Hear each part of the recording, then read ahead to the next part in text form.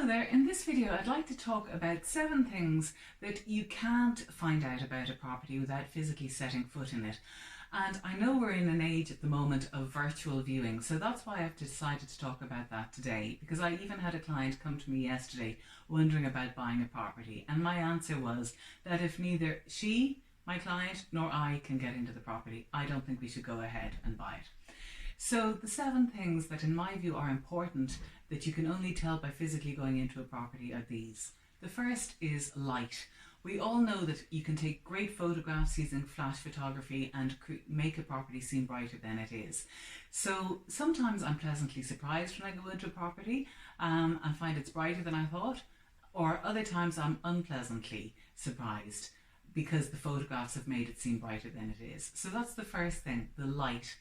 The second thing is ceiling heights. Now, this is usually a problem that I would find mostly in apartments, I should say.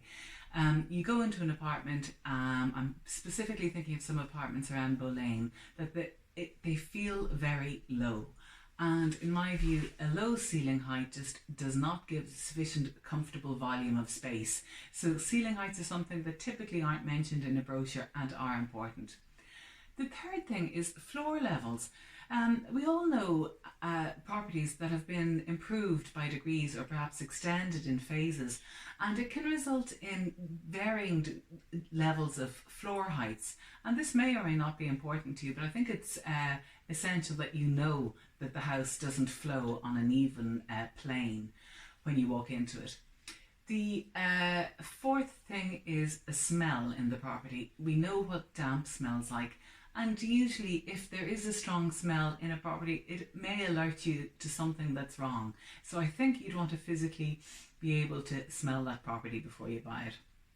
The fifth one is views. Now I think views are super important because very often an agent is keen to show a lovely view out a window, why wouldn't they? But often can be an unpleasant view out a window that you're not aware of unless you physically look out that window when you're in the property. So I think that's important.